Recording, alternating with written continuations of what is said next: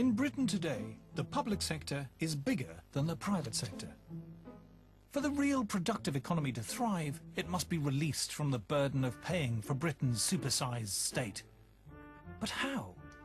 Now, we're often told we can't possibly cut public spending because it will affect frontline services. Let's see if it's true. Here we have a vessel that represents the public sector.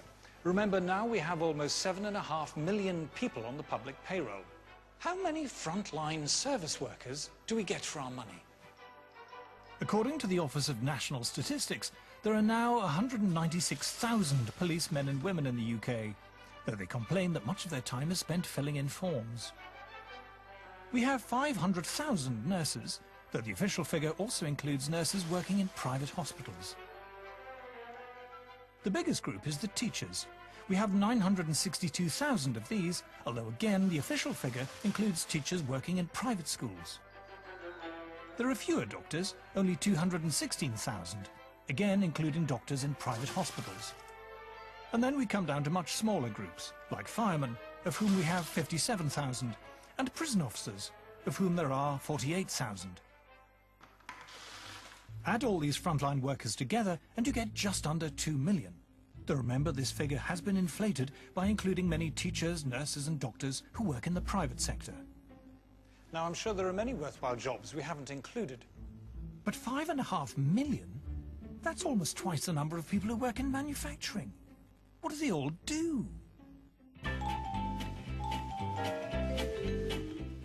The trouble is, it's not always clear from public sector job titles what the jobs involve. We decided to look up some real public sector jobs and then ask a panel of celebrities to guess what they were. Is it a job involving a product or manufacturing anything? No. Do you work with tools? Yes. With a hammer? No. Stapler? Yes, I do. I think I've got it. Are you a community space challenge coordinator? Yes, I am. Person-centered planning facilitators and corporate strategy performance advisors, overview and scrutiny managers, and climate change program support officers. Do you liaise for a living? Yes. Do you coordinate? Yes. If you didn't do your job, would anybody notice? Oh, yes. In the private sector, if you really fail and are doing nothing useful, nobody pays you anything, nobody buys your product or service, and you go bust, and that's that. But nobody goes bust in a civil service or a public service like that. They just stay around being futile. You're not a pigeon fancier, are you? They're not pigeon, birds, in those things you were shaking. No, no. Are you connected with the community in some way? That is part of my job, yes. If you're a private company and you employ vast numbers of people filling in forms and measuring things for no apparent purpose, you're going to go bust, because some other private company will be able to produce their product cheaper by not wasting all of that money on bureaucrats and form filling. Do you counsel other councils about how to counsel councils? No. Do you consult other consultants at other councils about how to counsel other consultants at other councils? Yes. There is none of the tension of, well, does the guy deliver? Does that woman deliver? Or is she just waddling in, sitting her fat backside on a chair, moving around a bit of paper and going home? Are you a community management engagement counsellor? No. Are you a community engagement counselling manager? No.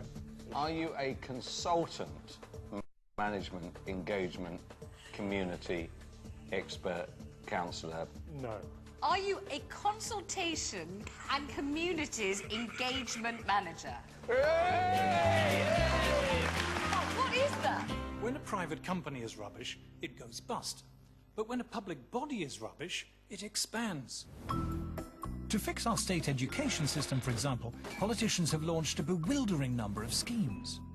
Early learning partnerships, parenting early intervention pathfinders, learning agreements and excellence hubs, learning outside the classroom, the framework for personal learning and thinking skills, Train to Gain, the Children's Plan, National Skills Academies, Numeracy Task Force, and so on and so on.